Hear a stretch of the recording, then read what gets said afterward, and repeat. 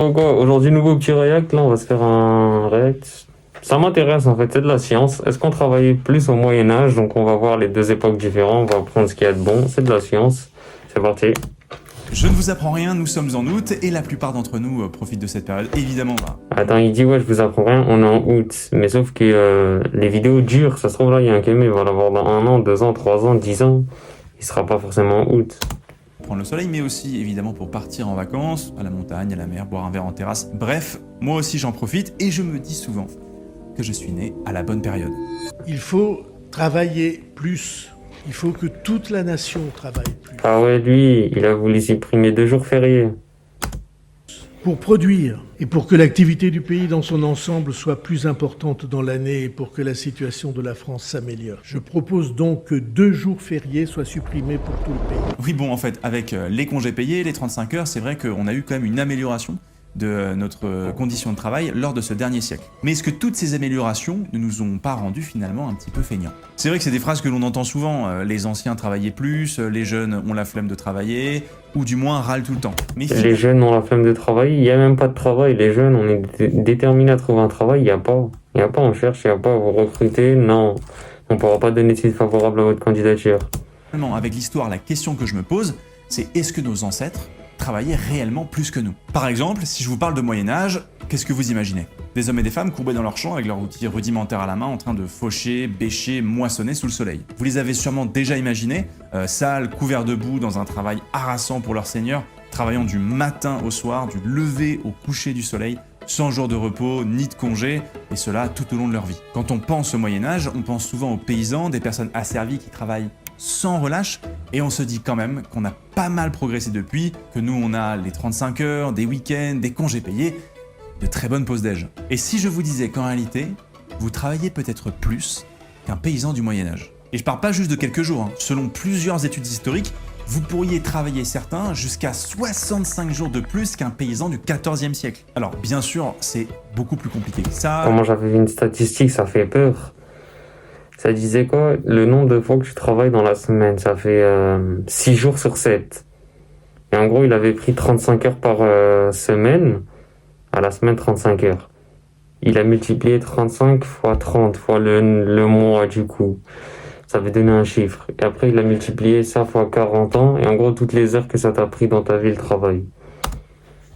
Les sources sont incomplètes, les situations très variables selon les régions, les époques et les corps de métier. Mais en gardant l'exemple des paysans, travaillait-on plus au Moyen-Âge? Moi, je pense pas qu'on travaillait plus qu'au Moyen-Âge. Parce que c'est aujourd'hui la torture à visage découvert. L'exploitation à visage découvert, elle est à notre époque. Avant, il y avait une sorte de liberté, une sorte de... Tu sais, t'es dans ton champ, tu vas t'occuper de ton champ, t'as capté? C'est pas forcément esclave ou tu dois faire tes 35 heures. C'est va faire ton champ, tu t'occupes de ton champ, chacun s'occupe de ce qu'il a à faire et c'est tout. D'abord, la première chose à comprendre, c'est que le travail paysan au Moyen-Âge, c'est avant tout du travail donc agricole et qui est profondément rythmé par les saisons. Donc à partir de là, on se rend compte que c'est déjà bien différent de notre organisation contemporaine, où le temps de travail est réparti de façon quasi régulière toute l'année, à l'exception de quelques jours fériés et semaines de congés payés. À l'époque, la charge de travail des paysans varie énormément selon les moments de l'année. Typiquement l'été, c'est une période d'activité intense, et on le voit encore aujourd'hui dans nos campagnes, avec moisson, fenaison ou battage de blé, nécessitant énormément de travail. À ceci près bien sûr que, au Moyen-Âge, la proportion de la population donc, qui est paysanne est beaucoup plus importante, ce qui fait que c'est toute la société qui vit au rythme de ces saisons, et on imagine particulièrement dans les villages où c'est toute la communauté qui va travailler dans ces moments de période très intense. Alors, les journées sont évidemment longues, le rythme soutenu et le temps de repos sont très rares. A l'inverse, l'hiver est une saison de ralentissement, puisque le gel, la neige, les sols détrempés ou durcis rendent les travaux des champs difficilement praticables. Mais cela ne signifie pas que les paysans se reposent totalement. En fait, ils consacrent du temps à des tâches secondaires mais essentielles comme réparer des outils, entretenir des bâtiments, fabriquer des objets domestiques, etc. etc. Mais ce n'est pas tout et encore un peu plus compliqué que cela. À ce rythme naturel, donc dicté par les saisons, vient se superposer celui de l'église. D'abord, en plus de l'ensoleillement, c'est le son des cloches qui cadence le quotidien et organise la journée. Ensuite, lors du 3e concile d'Orléans, en 538, l'église consacre le dimanche comme le jour du Seigneur, le dies Dominica. Il est à partir de ce moment-là recommandé de suspendre tout travail pour se consacrer à Dieu. Sous Charlemagne, roi des Francs, dès 768 à 814 et empereur d'Occident à partir de 800, cela devient une injonction. Dans l'Abdomitio Generalis, texte législatif majeur publié en 789, il est écrit « Aucune œuvre servile ne doit être accomplie le dimanche et les hommes ne devront pas s'y livrer aux travaux de la campagne. » À première vue de notre regard contemporain, ça paraît inoffensif, voire même plutôt bénéfique pour les paysans ce jour de repos. Mais ce qu'il faut bien comprendre, c'est que cette règle en fait s'accompagne de tout un dispositif de coercition, qui est fondé sur la peur, la menace et des récits, pour ainsi dire, édifiants. En fait, déjà au VIe siècle, les écrits de l'évêque historien Grégoire de Tours propageaient l'idée selon laquelle le non-respect du repos dominical entraînerait colère et châtiment divin. Mais je crois que le plus marquant, en fait, c'est une lettre soi-disant écrite par Jésus lui-même. Celle-ci est tombée... Ah, mais donc il devait être dans une ère, pour imposer cette loi, dans une ère où tout le monde est croyant. Et tout le monde croit au fait que Jésus est Dieu. Donc c'est dans cette société-là qu'il a dû placer cette loi. Parce qu'aujourd'hui, ça pourrait pas se faire sous le nom d'un seul... le Dieu de cette religion-là, par exemple les chrétiens Jésus, ça pourrait pas se faire aujourd'hui. Ou à part pays Italie où tout le monde est chrétien, mais voilà.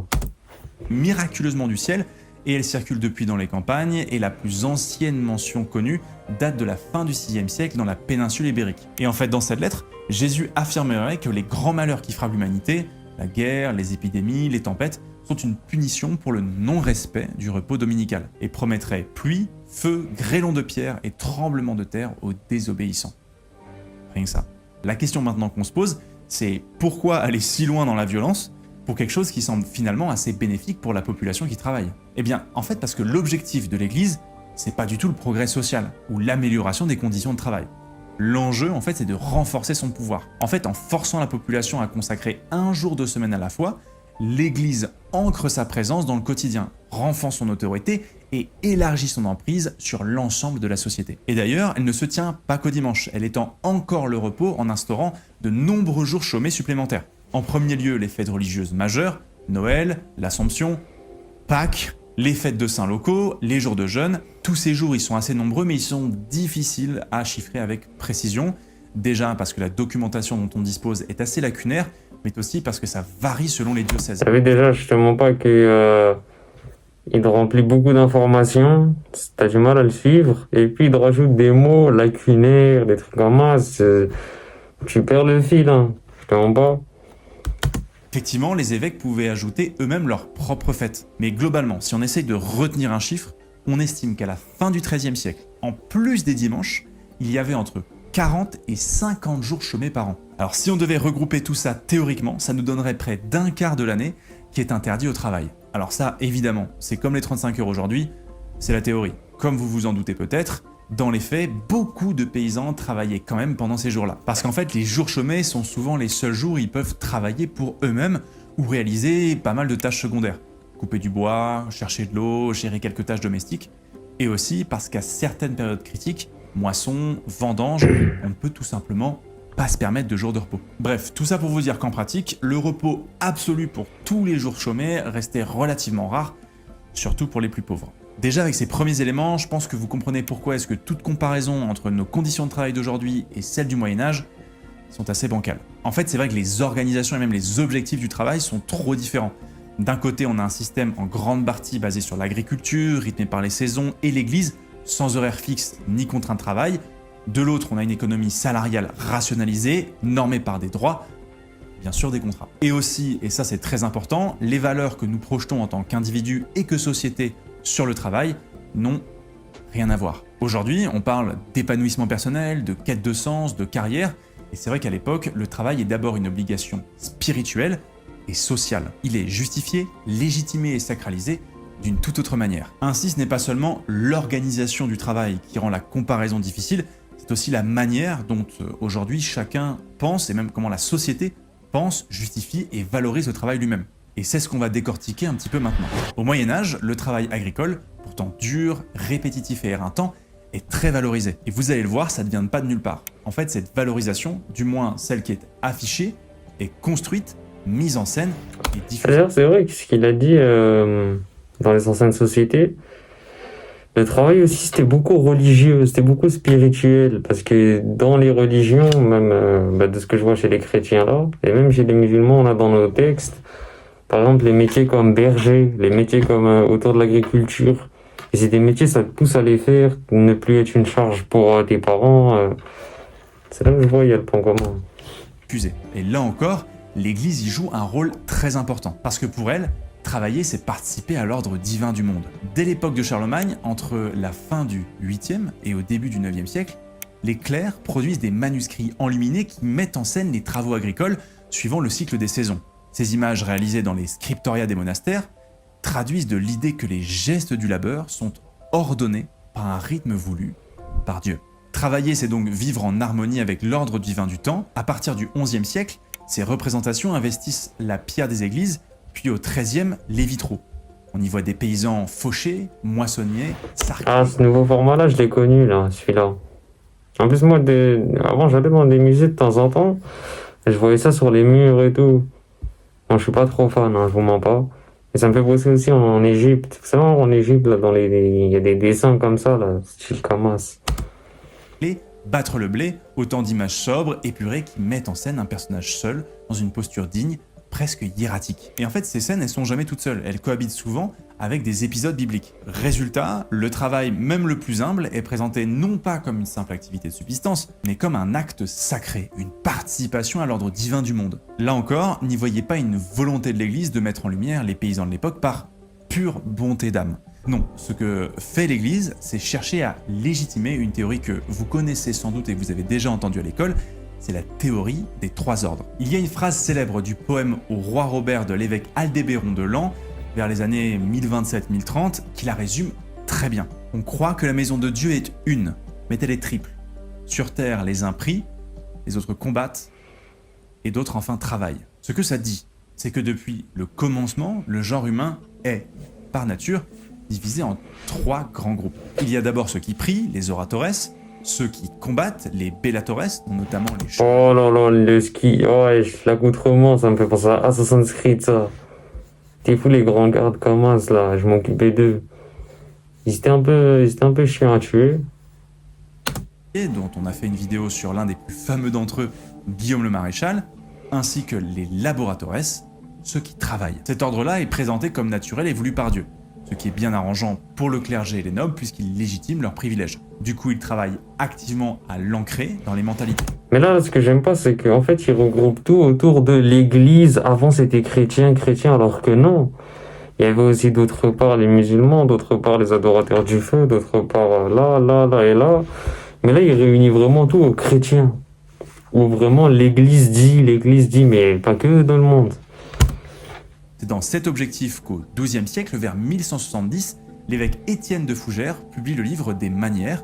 Dedans, il dépeint un paysan paisible, loyal, qui accepte de son plein gré son labeur et sa position sociale. Il ne mangera pas le bon pain. Son meilleur grain est pour nous, et le plus beau et le plus sain. Aux vilains, les mauvaises herbes. Et plus loin, il ajoute, plus il vit une pauvre vie, plus son mérite est grand. Et en fait, vous le comprenez, le labeur n'est pas présenté comme une tâche ingrate, la place des paysans n'est pas injuste, mais elle est même nécessaire au maintien de l'ordre voulu par Dieu. J'avoue que quand j'ai lu ça, j'ai pas pu m'empêcher de me demander à quel point est-ce que les paysans adhéraient à ce discours et à cette vision des choses. Et ça aussi pour le coup, et c'est assez frustrant, c'est assez dur à évaluer. D'après Mathieu Arnoux, il semblerait en effet que les paysans auraient pu en partie s'approprier le travail comme un élément central de leur identité et se sentir utile et digne dans cette fonction travail. Mais ce processus d'auto-valorisation ou d'acceptation de leurs conditions reste aujourd'hui très difficile à cerner. On ne peut pas dire avec précision dans quelle mesure il a existé, ni s'il n'y avait pas du tout même de contradiction entre soumission et fierté, ou même des contestations totales. Ce qu'on sait en revanche, c'est que des révoltes paysannes ont bien eu lieu au Moyen-Âge, et ce, tout au long de la période. Et en fait, les causes exactes de ces révoltes restent assez floues, car en réalité, on manque cruellement de sources qui nous donneraient le point de vue des paysans, et même leur vision d'eux-mêmes sur ces révoltes et leurs motivations personnelles ou collectives. La plupart des documents disponibles ont été écrits par le clergé, souvent destinés à l'aristocratie. Dans ces récits, les soulèvements sont fréquemment décrits comme des accès de folie collective, une volonté de renverser l'ordre sacré établi, et jamais décrits comme une réaction à la dureté du travail ou aux injustices vécues. Aujourd'hui, il est difficile voire impossible d'évaluer ce que les paysans ressentaient vraiment vis-à-vis du travail, que ce soit de la dignité, de la fierté, ou au contraire une forme de soumission par rapport à celui-ci. Ce qui est sûr, en revanche, c'est que le travail au Moyen-Âge est pensé comme un pilier de la société qui maintient l'ordre divin. À partir de là, et vous le voyez donc, on est loin, très loin de notre conception moderne du travail. C'est une autre raison majeure pour laquelle la comparaison entre aujourd'hui et le Moyen-Âge est si délicate. En fait, ce qu'il faut comprendre, c'est que chaque époque a ses propres manières de penser le monde et d'organiser la vie en société par rapport à ça. Les paradigmes du travail au Moyen-Âge et ceux d'aujourd'hui n'ont presque rien en commun, ni dans la nature des activités, ni dans la façon de penser le travail, sa valeur et même son rôle dans la société. Si la modernité, elle, s'intéresse à l'autonomie individuelle, à la liberté de choix, à la satisfaction de ses besoins et de ses désirs personnels, le Moyen-Âge, lui, s'intéresse davantage à la foi et au collectif. L'idéal à l'époque n'est pas de bien vivre, mais de... Ouais, c'est vrai qu'à l'époque, ils faisaient très attention à la religion. À l'époque, c'était vraiment comité, religion, unie. Là, aujourd'hui, c'est plutôt pas de religion et chacun sa merde, chacun sa route. Aujourd'hui, c'est sans pitié. Tu vois pas, à Paris, les gens, ils prennent le métro, ils courent. Est-ce que vous aurez l'heure? Mais elle est déjà à 5 mètres. Bon, mais elle a tracé. Ça, c'est comme ça. Sauver son âme et de gagner le paradis. Autrement dit, nos critères d'évaluation de la qualité du travail, comme le rythme, la pénibilité physique, le profit qu'on peut en dégager individuellement, ou le mérite personnel, ne s'appliquent pas à la période médiévale. D'ailleurs, selon les historiens Jean-Pierre Vernant et Jacques Le Goff, en fait, dans les mondes anciens et médiévaux notamment... Et puis ici, des Jacques Le Goff, Jacques Le Truc, on connaît pas. Ils peuvent pas mettre en dessous écrivain, en dessous... ça aiderait grandement. Parce que là, mettre sa photo, je fais quoi de sa photo? Voilà, je me dis, il fumait la pipe. La notion même de travail, au sens où nous l'entendons aujourd'hui, n'existait pas. En fait, cette notion moderne du travail, elle apparaît bien plus tard, à l'ère industrielle, dans l'Europe occidentale. Bon, à la fin de cette vidéo, vous ne savez toujours pas si votre condition de travail est préférable à celle d'un paysan du XIIIe siècle. Et vous auriez raison. Et ce à quoi je vous répondrai, que ce n'est tout simplement pas comparable. Pas seulement parce que les tâches sont différentes ou que l'on travaille plus ou moins, mais parce que tout le cadre... Donc là, il a fait exprès de répondre à la toute fin pour lui faire son durée de visionnage. Mais moi, je savais qu'il allait dire ça. C'est pas comparable de... Ils veulent jamais se mouiller des trucs comme ça, les contenus comme ça, donc je me doutais déjà de ça. Mais c'est pas grave, de toute façon, je donnerai mon propre avis. Social, spirituel et symbolique qui entoure le travail est radicalement différent. Ne serait-ce aussi que le rapport aux heures et à la rentabilité de ces heures, qui a évolué au moment de l'ère industrielle en Europe occidentale.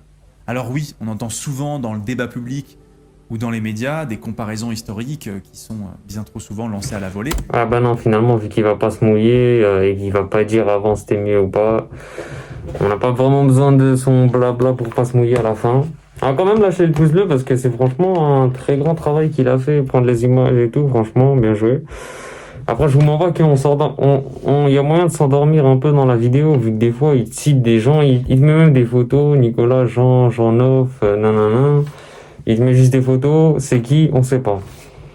Des fois, il rentre dans des détails, il rentre trop dans les détails, pourquoi, on sait pas. Ça, tu t'y perds.